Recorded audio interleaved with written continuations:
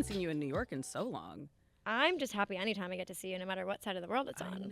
I know. Also, you are, for those of you watching on YouTube, you are like perfectly matched to this room today.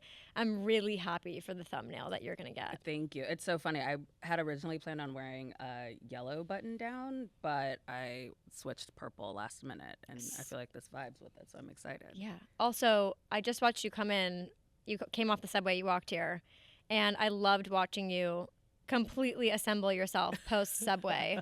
The shoes were changed, a watch was put on, Exactly. the gloss was put on. So this is the thing, and I think it dovetails nicely with like your question that you often ask, like how do you get dressed, or like what do you dress for? Oh, she knows the show. She's here. She's ready. I'm a watcher. I'm a viewer. I'm a listener. I dress for function. Like I actually hate sitting in cars in New York City. I find it to be like I get a little car sick. I get boring. It's a waste of time. So if I can take the train anywhere, if it's like less than an hour, I'm in the train. But I live like almost half a mile from the train, so it's usually a sneaker on the way to the train, if not a sneaker all day. I don't tend to wear a ton of my jewelry on the train. It's just like a comfort level thing for me, and so it's usually in my bag. I'm generally carrying some sort of tote bag, and like you've told me in the past, like it really is for function. Like I'm dressing for whatever the day may throw at me, and knowing that I may be out for, 6-7 hours without the possibility of changing, like the look has to last all day. You know that I ride for New York. Like I wish I still lived here, but I don't.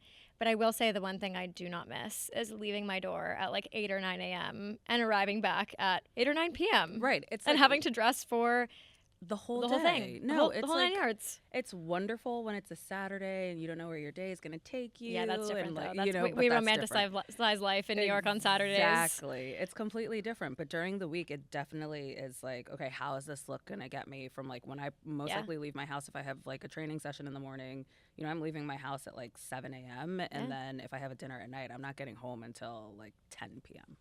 You have a bag of clothes. What's going on? I have like it's sort of like I have a little bit everywhere, really. Yeah. So like I generally have my computer with me, like in my tote bag. I have my computer with me, a small makeup bag. I have a change of clothes that I keep at my trainers. Yeah. Office shoes, so if I need a heel or something, like a shoe that can go with a little bit of everything at the desk. And then I have like obviously my closet and stuff at home. The New York way of life, baby. Everyone knows it. If you're a New Yorker, like you get it, you know it. I love that you dress for function because I think if you're a New Yorker, you're usually dressing for function. And I also think it's a good like rule of thumb to get dressed in the morning. Like I think a lot of the times I can overthink it, overdress. Who am I seeing? What am I wearing? And it's just like, hey, like put on something that's going to get you through the day stylishly, but also comfortably. Totally. I also think you hit a point sort of in your time here in your life where you're just sort of like, I need to dress for me and I need to dress for like what my actual life is like. The old adage is like, dress for the job you want. And it's like, no, I actually need to dress for the job I have, which is like living in New York City and running around all over the place. And so that means like loafers or cute sneakers, like never a flip-flop or a sandal outside because I think that's kind of gross, and New York City is kind of gross, so it's a sneaker. Wow. So what's the take on flip-flops being Never beach only. Okay, yeah, I'll do a okay. Birkenstock. Yep. Yeah, there's like maybe a little bit there, yeah. But like I'm actually very amazed by women who wear flip-flops in New York City. And like, you probably are not spending that much time outside. No. So I just wrote on my Substack about how I think flip-flops are coming back, or they've already been back. But like I see them, especially expensive flip-flops. I'm like, you live in New York, and you like, listen, I love the row. I get it. No. But the $700 flip-flop, the rubber flip-flop with the cotton strap for $700. Couldn't be me. The people that I see wearing those, I'm like, it's a different lifestyle. It's a different lifestyle. It's not what I have. I'm like, happy for you. Love that. Couldn't be me. Mm-mm. No. Never. Yeah, I have just been talking about that. I styled a look. I haven't posted it yet on my Instagram, but like I wore like linen shorts with like a linen blazer and Havaianas. Cute. It was cute. Yeah. And I'm a serial overdresser. Absolutely. Maybe this was the main point I need to get across, guys. It's like, it's just not for the New Yorkers. It's just not for the New Yorkers. Like, I mean, listen, more power to you if you are like fine having your feet out. You're not stepping in like crap, like whatever. Like the New York City life that I'm living, a flip flop does not fit in. No. Watch you see me in a flip-flop tomorrow and be like, what? Fine, just tell me that you washed your feet before you walked in your house. That's all. It's fine. It's okay. It's so funny. I'm loving what you're wearing today. Thank Again, you. I said you match this backdrop perfectly, but you and I were talking last week about how one of the things I love most about your style is like how much color and print you really bring to the table. Yeah. And you do it so effortlessly, and it just always looks so cool. Tell me a little bit about how you do that for people who might be. I always like to say, like, there's definitely that community of people who are color shy. Like, they don't, like, they have all black in their closet. They don't want to incorporate anything. Yeah, I think color is the easiest way to make an impact. The print for me is generally a stripe. Like, I'm not a ditzy floral kind of girl, but I find that if I'm wearing stripes or if I am wearing color, that is like a low effort, high impact way of dressing. And so my philosophy sort of is like, okay, instead of wearing a white button down, wear a purple one, like the one I'm wearing today, or wear a blue one, or wear a striped red one. Like, it's a very similar way of dressing. You just sort of kick it up a notch and like don't rely on the old faithfuls. You rely on sort of the elevated or the unexpected take of that old faithful. I always say with color, it's like, take that item that you wear all the time that's like really easy and you don't even think about it, and maybe get it in a color. 100%. Like, don't overthink it. We're not talking like a red pair of pants here. Like, if you have or if we are, right? Right. It's like, okay, so say you wear jeans every day. right. Get a red pair of jeans and Right. figure out how you can, and then wear that with a white shirt. Like, there are ways to incorporate color, I think, into your wardrobe where you really don't have to overthink it. Instead Right. of wearing a white t-shirt, wear a red one. Yeah. I love that. Yeah. I do see you in stripes a lot. I'm a big striped girl. I think it's a really great way to look very polished. Yeah. Right?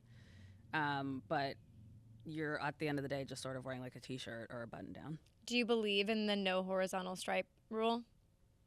Oh, no. I don't believe in any rules. And I really like have a lot of problems, or I struggle with prescriptive fashion. So do I. I think it's kind of lame, honestly. Yeah. I don't think it's like, when you think about people who are getting dressed, like, I don't know your life. I don't know what you're going through. If you like to wear horizontal stripes, like, who am I to tell you you can't? Yeah. We just had this conversation about like seasonal colors. What? And I saw a friend for lunch the other day, and she was wearing that amazing new Ferragamo bag Yeah. in like a beautiful brown suede. And she was like, oh, I don't want to get rid of this for summer.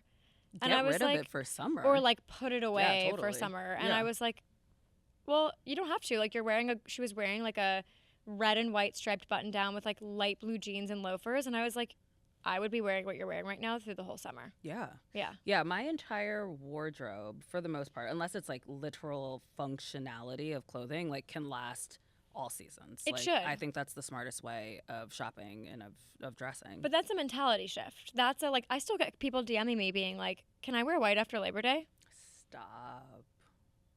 I'm like, guys, I'm literally always in white. Of Yeah. course you Of course can. you can. Yeah. And All like those rules. and then like who's like the fashion police are gonna come and get you? Like, who's gonna No. stop you from wearing it? No, I know. We had a great conversation last week about capsule wardrobes. Hate 'em. And I know you hate them. Yeah. I like love reading the articles about you being like, yeah, it's a no. And it's interesting. It's another thing I still get asked. I do an AMA every weekend, and I just got asked this Sunday, hey, Liv, how do I use Pinterest to help make my capsule wardrobe? And I was like, don't. Yeah, the thing I think is interesting about capsule wardrobes, and I've written about this, like, I've been in fashion media for like 15 years now, and the thing that I write about, or the thing that sort of like irks me about capsule wardrobes and what I've written about often is, again, this sort of taking a prescriptive way of looking at things when it comes to your clothing. I don't think that there should be one capsule wardrobe for each person, right? Or maybe we like ban the word capsule wardrobe. No. I've been thinking about new words for it. I'm like, is Right. it our core wardrobe? Oh, Is it our key interesting. pieces? Like, because if I think about when I travel, like the Mhm. things I pull out first that I'm bringing on a trip, you could technically think of that as like your capsule wardrobe, like Right. your favorite pieces that you Right. take everywhere you go. Right. But that's not something I think you prescribe to every day. Right. I think maybe it's like your workhorses Yeah. or like wardrobe workhorses or Love. whatever Wow. it may be. Sounds like a Marie know, Claire I column do coming this. right up. I do this. Yeah. But I think there is something to be said. Like, yes, everyone should have the key pieces that they feel like they can rely on, but like what your key pieces are versus mine are going to be different. And that's the exciting part of it, right? So Yeah. if I were to write a story, and I think I did like 12 years ago, I guess at this point, and we're talking about capsule wardrobes, I'm saying like a jacket, an outfit that you feel $1,000,000 in every time you wear it. A bottom of some sort, whether that's like jeans or trousers or a skirt that you can pull out of your closet if you need to leave the house in 5 minutes and you need to be polished. Like those sorts of things that are based more so on feeling rather than you have to have a striped shirt. Yeah. You know? I completely agree. Mhm. I think it's, for me, like, I remember when that was a really big thing right out of COVID. I felt really pressured. I was like, oh, I want to have this like aesthetic wardrobe where I open up the doors. It's just like my Polly Pocket wardrobe. Mhm. But I think that is the complete antithetical way to consume fashion. Yeah. For me, I wake up and I dress for feeling, and sometimes I wear that thing that I haven't pulled out in like 8 months that suddenly like has a new life for me that I can't wait to wear. And I think you have to constantly be shopping your own closet and like evolving and trying new things. For like sure. I don't ever want to be wearing like the 6 tops, 6 shirts, 6 bottoms that I'm just kind of always mixing and matching. Right. That's not how I want to do fashion either, right? Yeah. Like, and I feel very sort of resolute in my feelings about that. I think that like to say you hate a capsule wardrobe can sort of be blasphemous when it comes to. No shade to the people who like by the way, there are people who want zero decision fatigue in their life and want to wear the same thing. No shade. I just think if you're someone who wants to enjoy and explore and experience fashion, stop trying to do it. Yeah.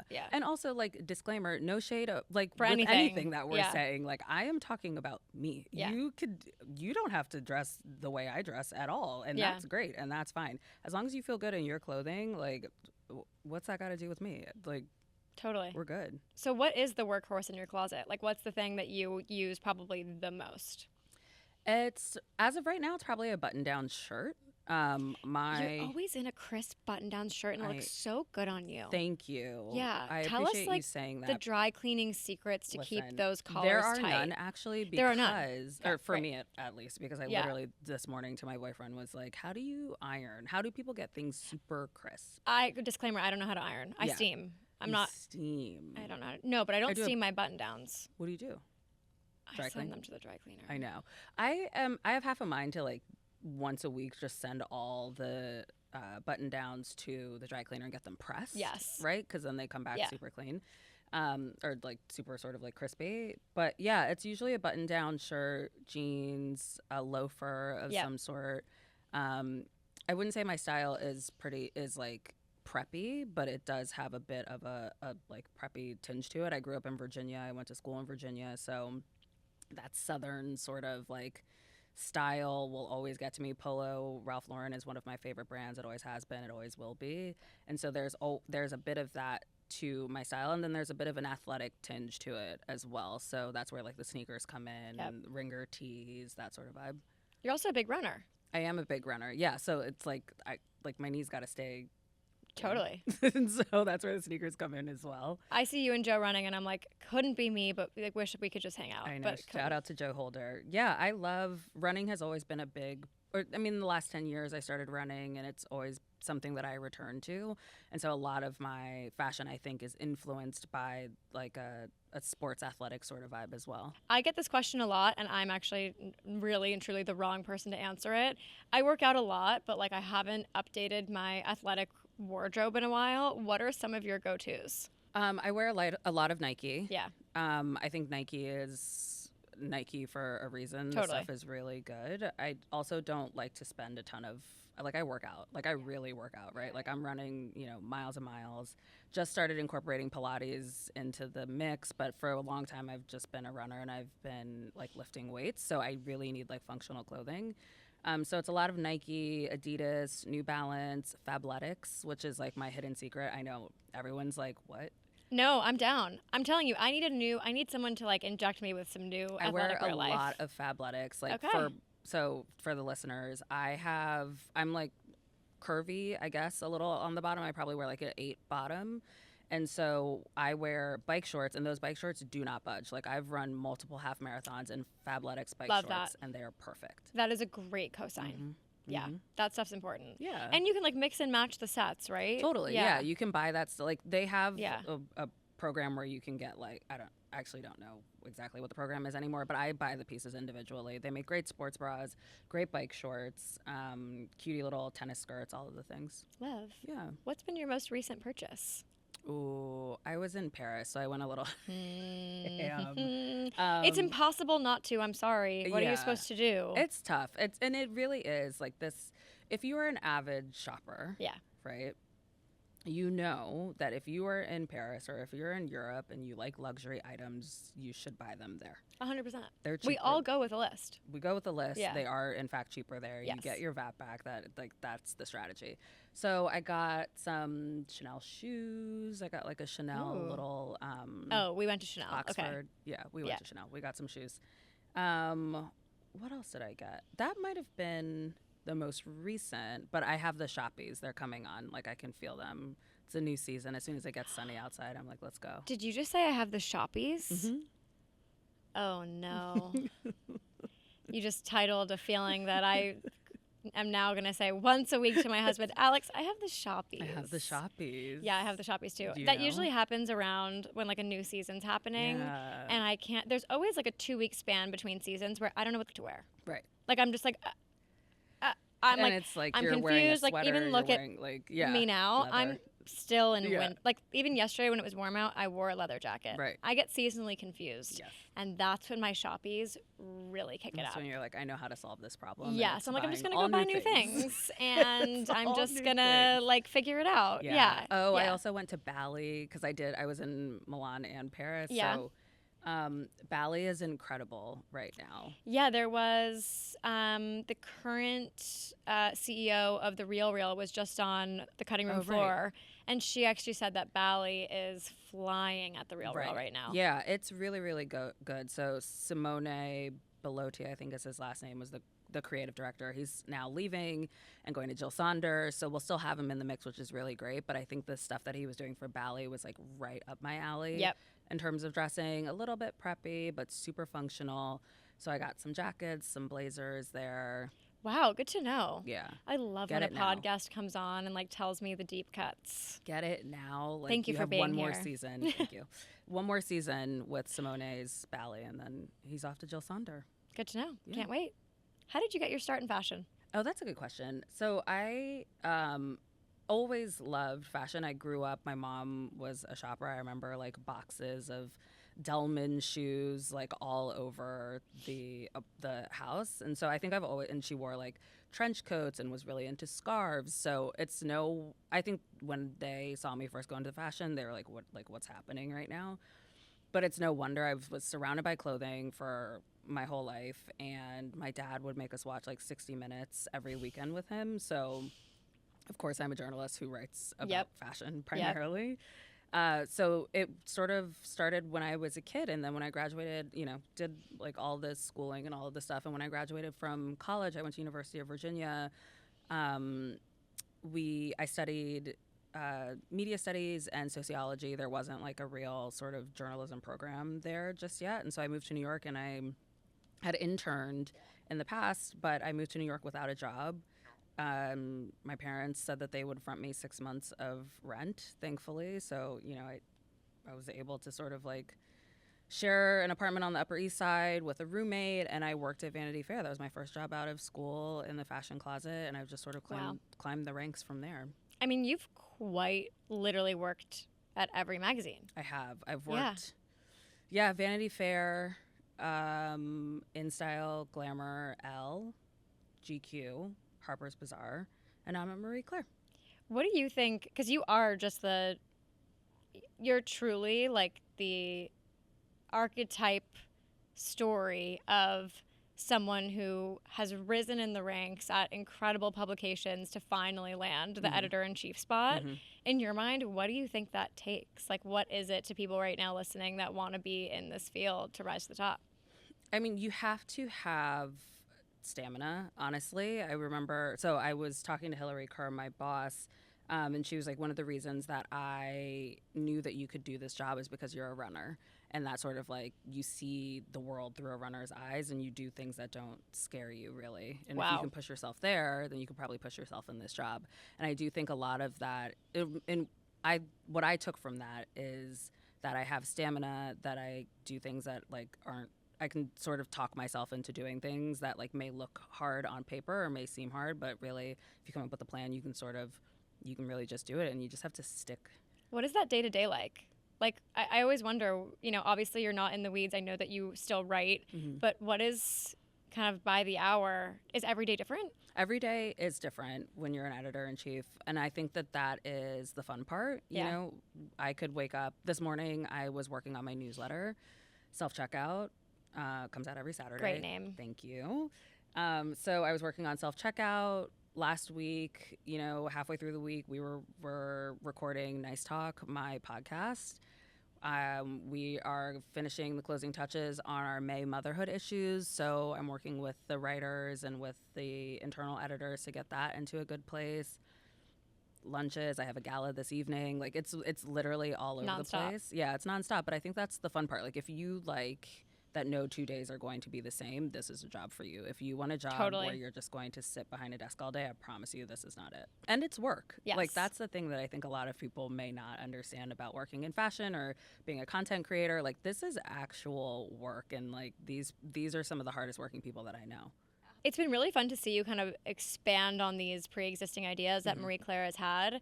When you started your editor-in-chief role, was there like a very specific memo that you were like, these are the things I want to change, and this is the voice and tone that like I want to bring to my Marie Claire? Yeah, I was actually just looking back at my edit memo that I did for the job a couple months ago, and I sort of go back to it every once in a while to make sure that like I'm still on track and like checking off the things I wanted to do.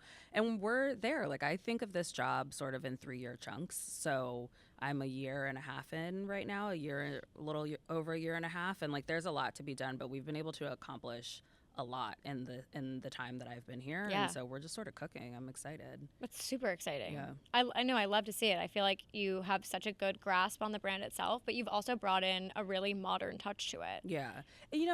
It's easy in this sort of situation. Like I think that I look at editor-in-chiefs and I think about the role, and I think about the women who have had this role before me. They left me a really good blueprint. Yeah. Like I did not have to change much. Like Marie Claire has been around in the U.S. for 30 years. Wow. Incredible women have been at the helm of it. And so for me, it was just sort of like bringing my own, as you said, my own touch, my own sort of like sauce to it, and really just bringing it into this new era. I'm curious how you feel about the current state of print media. I know you guys have 2 times a year, right? Yes, yeah. Twice a year, but also like I love seeing you have your monthly column. There's like Substack out there. Like what do you think about where it's at right now, especially as somebody at the helm of it all? Listen, I think it is easy to be pessimistic about media. Yeah. I think it's easy to be pessimistic about a lot of things. And so I think a lot of people default to that. But I work really hard, and I wake up every day and work really hard to find the joy in what I do, the joy in media. And I can get down, and I understand that like it's not easy, but I think that the ability to come in to tell important stories, to feature women who I love and admire and appreciate, like I can't be too mad about that every day. And I think that when we think about the state of media, it's important to support journalism. So please pay for the magazine, right? So I can keep doing the thing that we're doing.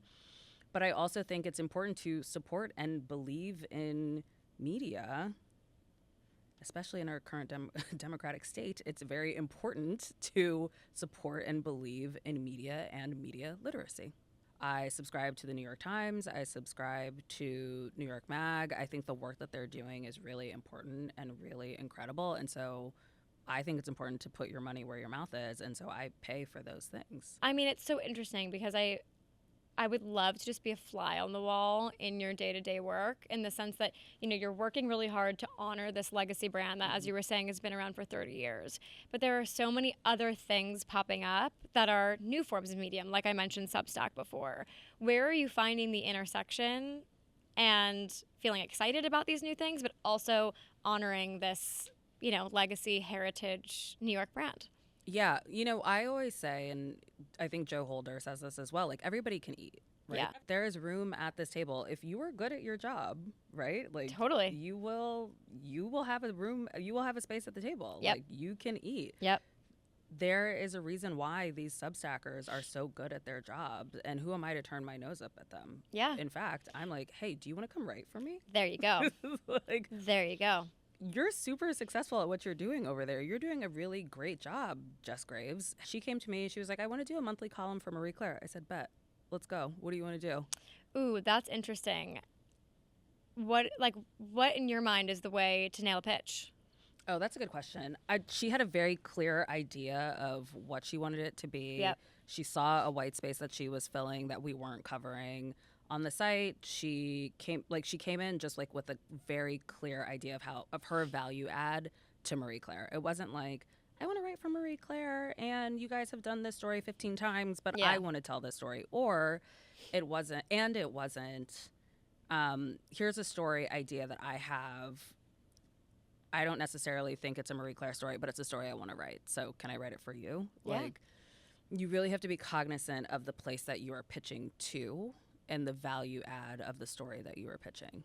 Yeah, I think you have to know your worth and what you can bring to a platform that's not already there and how your unique voice could bring to the table. Yeah. I think that's amazing that she pitched you. I feel like we're Totally. going to be seeing so much more of that. I hope so. Yeah, I'm obsessed with Substack. I am too. Truly. Like I was on Twitter for a long time and I got my start writing for Forbes, and I've been missing a place where I feel like is more kind of lo-fi thoughts versus Instagram that feels really curated. Yeah. And TikTok is more visually lo-fi, but Substack is my place. Substack is also great because there's not, for better or for worse, right? You're not dealing with advertisers in the Nope. same way. You're not Yep. dealing with those sorts of guardrails.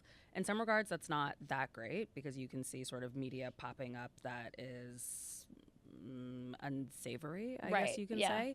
But then there's also media, and there are also people who are doing really great things, like Delia's hate reads. Like, she writes this newsletter called D's Nuts, which I think is so funny. Oh, I've seen that. Yeah, it's actually hysterical. But she also she launched this series called Hate Reads, where a couple people will write essays on things they hate, and that's funny. And Love that's that. something that like you may not see in traditional media, but on Substack you can do. And that. it works there. It works. I mean, the other day I'm going to Tokyo with my husband next month, and there's a Substack I love called The Window Seat, and their chat is just people asking for recommendations from other people in the chat. And I put in there, I was like, hey guys, I'm going to Japan, any recs? And I got like 15 replies with amazing recommendations. Yeah, I think people are really missing community. They're really Yes. missing the community that used to exist on, Xenia or LiveJournal, Oh my Blogspot. God, Xenia. Right, exactly. Deep cut. All of those places. Yes, I agree. They're And I missing also, it. I think what I really love about Substack is everyone that's on there, if they're there for a specific topic, they're very passionate about that Yes. topic. Yeah, and so when I started at Marie Claire, I saw a bit of the Substack sort of rise of Substack happening. Becky Malinsky launched a Substack, Laurel Panton launched a Substack, Leandra launched one, and those are all people who were editors with me. Yes. And I saw the success that they were having. I saw how this was just a lot of the stuff that we take for granted as fashion people that we know. And so I came to Marie Claire and I was like, oh, I'm starting a newsletter. And so we've done it I started it in November 2023, I want to say. So like I've been at it for a really long time and it's been fun.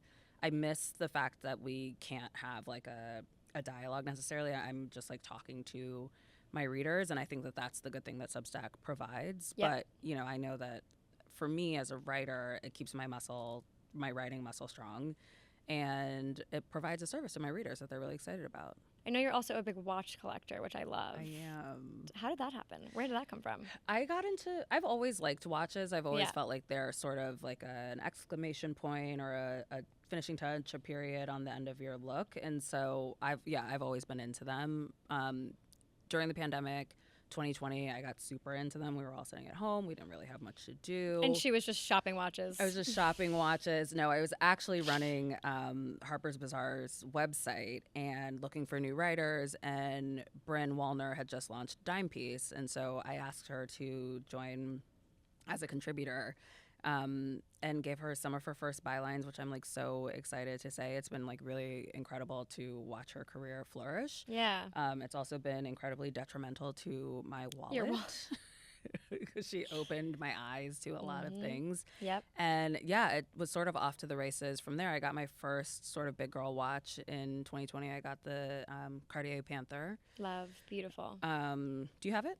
No, mine's not on. I have a Cartier tank that was passed down from my mom. Okay.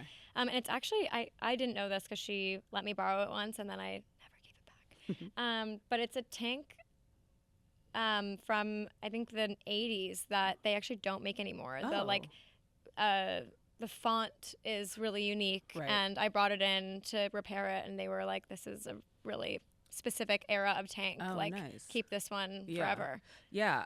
That's interesting that you say that. So my first watch was the Panther, from the Cartier store. But since then, I don't really buy watches in stores anymore. I'm much more of a getting what I couldn't have when I was younger. So the watch I'm wearing today is the Cartier Roadster from the 2000s. Thank you. From the 2000s, it's a watch that I wanted when I was an assistant at Vanity Fair. I, of course, was making like $4, so there's no way I could possibly buy it.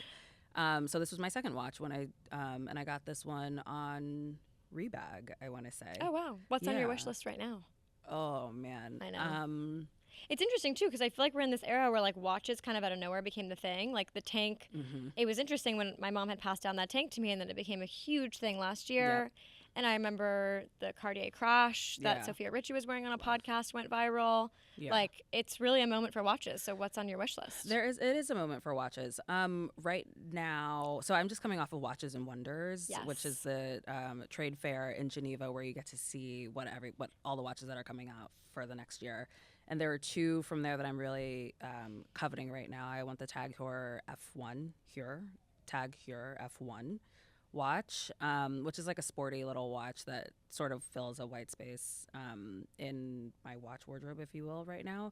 And then the Cartier Santos Dumas is coming out in a small. Okay. I have very tiny wrists, so I don't like big wrists on my personal wrist. And so that's coming out in a small, and I'm really excited about that, a two-tone small. They're just killing it with watches. Cartier Every watch incredible. that I see is a Cartier watch. Cartier is really incredible. They've just done such a great job of just capturing, I don't know, what everyone wants right now. Yeah, I don't know what my next watch will be. I don't think I'm a big watch girl. What do you have? What's in the collection? I just have the tank. Okay. Yeah, well, oh no, I have a Tag Heuer one that they so graciously gifted me a few years ago, and it's just a classic platinum black face, diamonds around it. It's so beautiful. I wear it all the time. I don't know. I feel like I would love I think the small Rolex it's called a lady Rolex, right? Yeah, the lady date dress. Lady date dress. Yeah. Like that. I love the two tones. They're so beautiful. I Yeah. feel like maybe that's on my wish list for the future. Yeah. But I need to really be obsessed with it before I obviously take the plunge. Right. I also love the Cartier one that looks like a bangle. Oh, yes, the baignoire. Yeah. Yeah, it has it's a baignoire because the face looks like a bathtub. Oh, that's cute. Yeah. So that's a good one. That's a really good one. I think the fun thing about watches right now and the way that I buy watches is I don't really buy according to trend. I just buy, again, to feeling. Yeah, to what you love. Yeah, to what I love, and things will come in and out of style, and and you'll just magically have them. Just magically have them, like the Piaget Polo. That's a good watch that everyone is coveting right now. And Piaget just reissued it, but they reissued it in a bigger form, and everyone wants the small one. I love that. This episode is coming out on the morning of Met Monday, Okay. so I'd be remiss if I feel like we don't touch on it a little bit. Yeah, let's totally. What are you excited to see tonight? Met Gala Monday is one of my favorite days, honestly. It's Mine so too. fun. So fun. I was here last year, and I've never been to the Met, but just being in the city, It's electric. it's electric. Yeah. The red carpet is so fun to watch. We cover it as a team. I don't necessarily have to be on covering anymore, but I'm generally in the mix just because I'm curious about what the team likes, what they don't like. What are we talking about? Yep. I love that carpet. I think people are always down to take a risk. So this year's theme is a nod to tailoring, and Black dandyism as well. And so I think we're going to see a lot of suits. We'll see a lot of suiting one way or another. I'm excited to see Zendaya. She's been to the Met Gala 7 times. I'm always excited to see what she turns out. I'm excited to see Rihanna, A$AP Rocky as a co-host. Rocky has to get there on time because he's a co-host, Yeah. right? So he has to be there early. I'm wondering, I'm like, is She'll be Rihanna- last. Will she be last? She'll be Will she last. show up on her own? Or are they going to Yep. show up together? I love the way that they dress together. They clearly just have such a blast together. Yeah. So I'm excited to see that. Coleman Domingo is such a star, and he's an incredible actor, but also an incredible just lover of fashion. Excited to see what he wears. Janelle Monáe is an incredible example of what like a female black dandy looks like, and she always has fun with suiting. So I'm sure she's going to kill it as well. This is the first year that the Met has done all menswear since 2003. Mm-hmm. What do you think that says about just the state of menswear in general? You know, having worked at GQ, it's been funny to watch this sort of menswear go from like a niche sort of enthusiast category to really taking over and really infiltrating everyday life. Like you see tunnel fits really becoming a thing, whether it's NBA tunnel, college, like tunnel fit becoming a thing. You see somebody like Lewis Hamilton, who is also a co-host for the Met Gala, like his F1 looks incredible. I just think you're seeing lots of guys and different types of men getting into fashion right now, which gives license to the average guy to like care a little bit more about the sweater he's wearing or where his jeans are coming from and really push it a little bit. Obviously, the theme is about tailoring, but specifically men's tailoring. Mm-hmm. What do you think we're going to see on the ladies? Well, it's interesting because the theme is like technically it's a nod to Black dandyism. This is actually something we should get into because people don't know, or most people don't know, that there is a theme for the exhibit. There's a dress code, and then the exhibit is usually inspired by something. So there are like a bunch of words always thrown around the Met Gala. So the exhibit is basically about Black dandyism, and that's inspired by Monica L. Miller's book, Slaves to Fashion.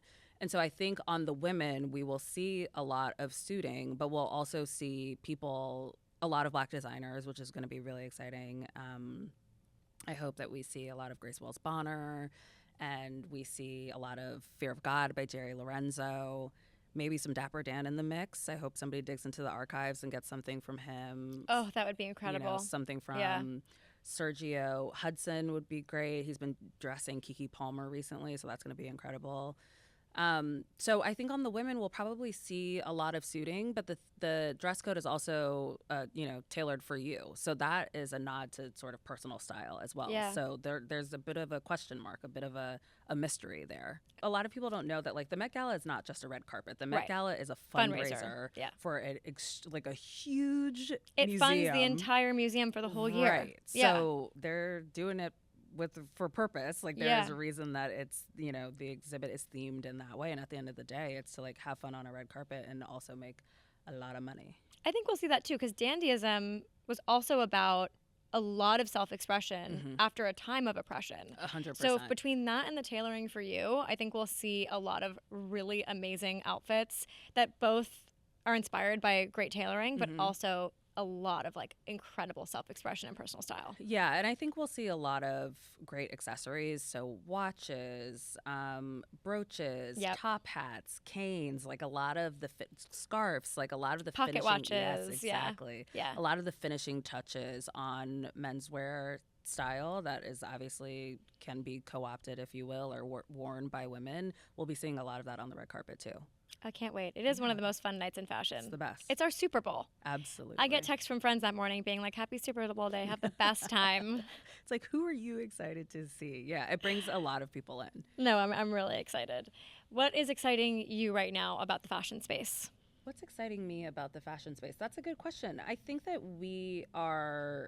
there are so many changes in the creative directors of the fashion houses these days. I'm really just ready for everyone to get settled and get to work. Like, I don't want to hear any more about anyone changing anything. Like, I want off that Ferris wheel. I want everyone to get in their offices, start sketching. Let's get to work. There's much to be excited about. Yeah. September will be fun. For sure. Yeah. Thank you so much for coming on. Thank you for having me. I'm so happy I got to have you on the show. It was a blast. Thank you for having me. Of course.